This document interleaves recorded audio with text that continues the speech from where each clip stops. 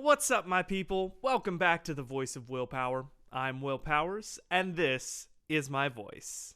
Whew. Oh, wow. It's been a minute. Yep, it's been a minute since I put a video out. I took a break for the holidays, and then I went on a little bit of a trip. And so yeah, this is the first video I'm putting out this year. Well, here's to another year of content and hopefully a year of success. As I'm trying to improve my voiceover skills.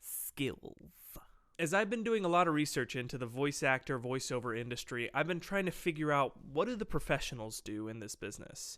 What do they do to find their voices? What do they do to find jobs? What do they do to stay connected to each other? As I say pretty much every video, this channel is actually just a track of a journey that I'm on to find my own way into the industry. And so as I'm learning all these new things, I'm sharing them with you guys. So today I'm going to talk about character voices. More specifically, how do you find a voice? You know, this can help you whether you're some speech kid looking to get better for competition, or perhaps you're trying to find your own voice in how you talk to people or for interviews or whatever.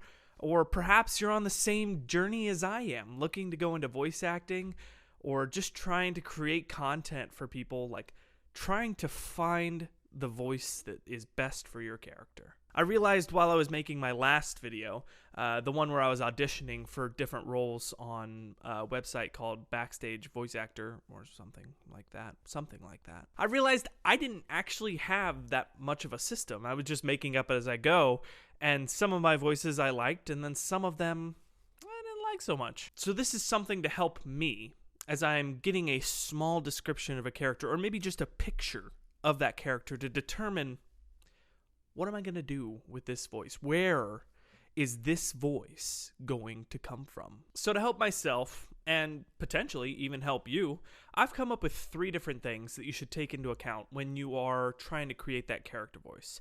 This is going to be a compilation of thoughts that I've had for myself, and then also things I've picked up while I've been doing research. A number 1. The first thing that you need to know is, what does your character look like? Doing a voice for someone isn't just coming up with a silly voice that you like. It is acting. It's about being a different character.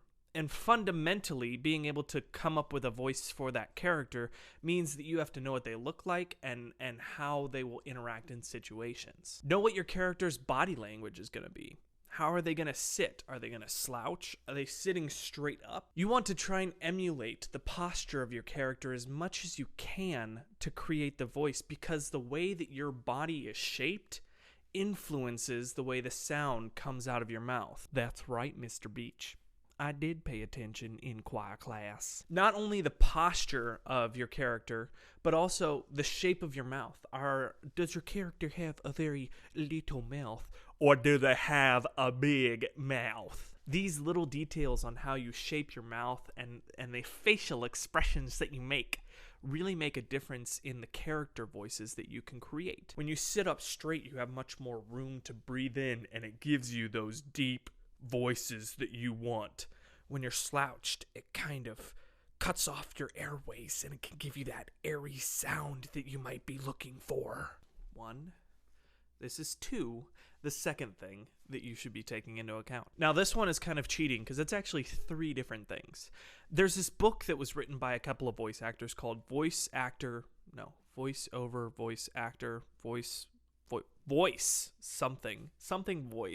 There's going to be a link in the description. You can just check it out there. There are building blocks of character voices. And these 3 building blocks, according to the people that wrote Voice Actor Voiceover, are speed, pitch, and volume. If you just play with these 3 concepts, there are seriously like an unlimited amount of voices that you can do. They've got this little cube that they made a diagram for, and it's going to be right here. I kind of edited it and took out some, they already had like points put in there, so I just made it so it's a clean slate, and yeah, so that's right here. Basically, this is a resource for you to visualize that character voice. You want to have a voice that is low, talks slow, and is very loud. You can see it on the thing. You just have to follow the columns and the row. It's basic geometry, people, or algebra, whatever does graphing. I was not good at math. So you want the low voice that talks really slow, but talks really loudly.